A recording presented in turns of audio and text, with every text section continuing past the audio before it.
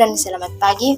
Perkenalkan, nama saya Desianti Paloboran dengan nomor Stanbook 221119003, Program Studi Pendidikan Fisika, Fakultas Keguruan dan Ilmu Pendidikan, Universitas Kristen Indonesia Toraja.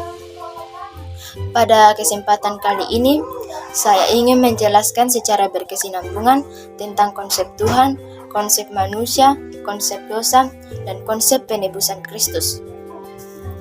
Dalam iman Kristen, Allah menyatakan dirinya melalui dua wahyu, yaitu yang pertama wahyu umum, yang merupakan cara Allah menyatakan dirinya kepada semua orang di setiap waktu dan di segala tempat, melalui alam, sejarah, dan kesadaran hati manusia atau hati nurani mereka.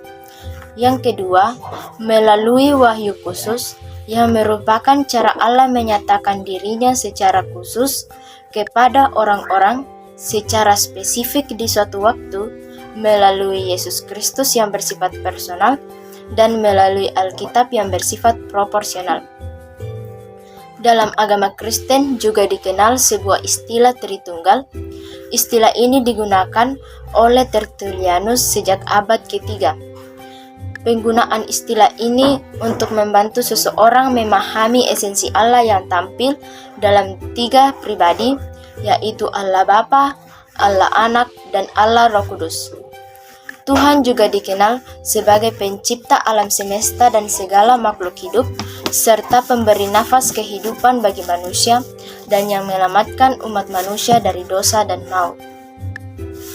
Terdapat banyak sekali pandangan atau pemahaman mengenai apa dan siapa itu manusia.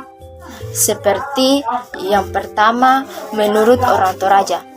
Menurut orang Toraja, Puang Matua atau Sang Pencipta menurunkan aluk yang dinamakan sukaran aluk, sukaran yang artinya aturan, dan aluk yang artinya agama, dan juga sering diartikan sebagai aluk todolo.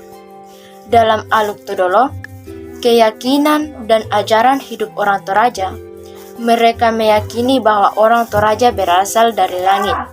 Mereka juga meyakini bahwa nenek moyang atau manusia pertama yang diciptakan oleh Puang Matua yang disebut Datu Lauku dibuat atau diciptakan langsung oleh Puang Matua dari bahan emas murni dengan perantauan Sawan Sibarong.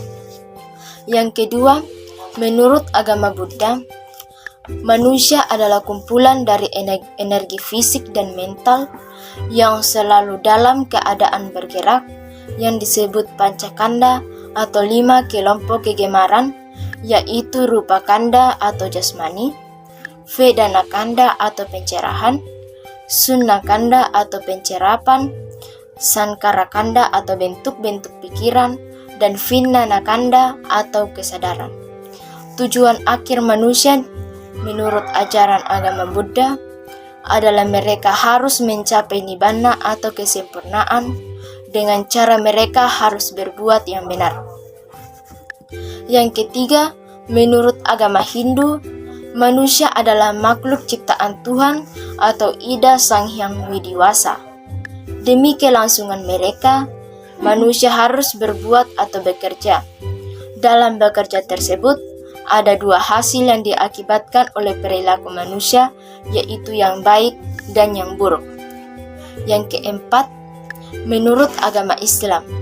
Menurut agama Islam, manusia diciptakan oleh Allah SWT atau makhluk paling sempurna dibandingkan dengan makhluk yang lainnya. Termasuk di antaranya adalah malaikat, jin, iblis, binatang, dan lain sebagainya. Tujuan makhluk diciptakan menurut agama Islam adalah yang pertama beribadah kepada Allah, yang kedua mendapatkan ujian dunia untuk masa depan akhirat, dan yang ketiga menjadi khalifah atau penguasa, melakukan pembangunan di muka bumi ini dan tidak berbuat kerusakan. Yang kelima, menurut Alkitab. Seperti yang terdapat dalam Kejadian 2 ayat 7, dikatakan bahwa Tuhan membentuk manusia dari debu tanah dan menghembuskan nafas hidup ke dalam hidungnya. demikianlah manusia menjadi makhluk yang hidup. Tujuan Allah dalam menciptakan manusia yang pertama adalah untuk memuliakan Allah, sehingga hal inilah yang menjadi alasan kenapa manusia diciptakan serupa menurut gambar Allah. Yang kedua adalah untuk berkuasa dan menjaga makhluk ciptaan yang lain. Allah membuat sebuah hubungan perjanjian dengan manusia. Allah menjanjikan berkat dan rahmat-Nya, sedangkan manusia harus menguasai alam dengan menyadari statusnya sebagai ciptaan di bawah kuasa kedaulatan Allah. Namun, manusia melanggar perjanjiannya dengan Allah dan memberontak terhadap Allah, sehingga manusia jatuh ke dalam dosa. Dosa adalah bentuk ketidaktaatan manusia dalam hubungannya dengan Tuhan yang diungkapkan melalui pemberontakan dan pelanggaran manusia. Dosa dari sudut pandang teologi Kristen adalah pelanggaran cinta kasih terhadap Tuhan atau sesama yang dapat mengakibatkan terputusnya hubungan antara manusia dan Allah. Studi Alkitab menunjukkan bahwa dosa tidak berasal dari jasmania manusia, tetapi berasal dari inti manusia itu sendiri, yaitu hatinya. Di dalam hubungannya dengan Allah, Tuhan Yesus mengatakan, dari dalam dan hati orang timbul segala pikiran jahat, percabulan, pencurian, pembunuhan, persinahan, keserakahan, kejahatan, kelicikan, hawa nafsu, iri hati, hujat, kesombongan, kebebalan. Semua hal-hal ini timbul dari dalam dan menajiskan orang. Markus 7 ayat 21-23. Jika hati itu dipenuhi dengan kesombongan, maka kesombongan itu akan meluapkan hawa nafsu. Jika hati tidak jujur lagi di hadapan Allah, maka badan kita pun disalahgunakan untuk perbuatan-perbuatan seperti pencabulan, kejahatan, rakus, ketamakan, kecamaran, dan sebagainya. Menurut Alkitab, semua manusia telah jatuh ke dalam dosa pertama kalinya ketika Adam dan Hawa yang memilih untuk menolak kasih Allah dan menolak taat kepada Allah, dan mereka lebih percaya pada rayuan iblis. Akibat dari dosa ini adalah hubungan kita dengan Allah menjadi rusak dan adanya kematian kekal, yaitu perpisahan dengan Allah untuk selama-lamanya. Ketika Adam dan Hawa jatuh ke dalam dosa, Allah mengusir mereka dari Taman Eden. Allah menginginkan manusia dapat melihat bagaimana kedaulatan dan kekuasaannya atas diri manusia dan juga semua ciptaan. Namun, manusia tetap berbuat dosa, bahkan melakukan hal yang lebih jahat lagi. Allah ingin memusnahkan manusia, tetapi karena cinta kasih-Nya dan karena Ia tidak ingin melihat manusia menderita, sehingga Ia mengorbankan dirinya untuk menjadi penebus dosa bagi umat manusia. Penebusan dosa adalah doktrin yang menggambarkan bagaimana manusia dapat diperdamaikan dengan Allah.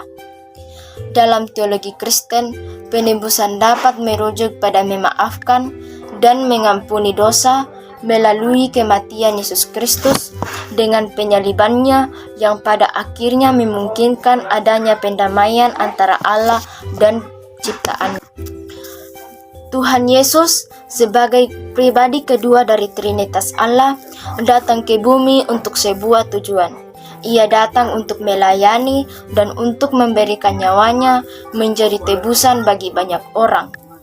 Ia mengatakan bahwa kedatangannya ke bumi adalah untuk menebus dosa manusia. Ia datang ke dunia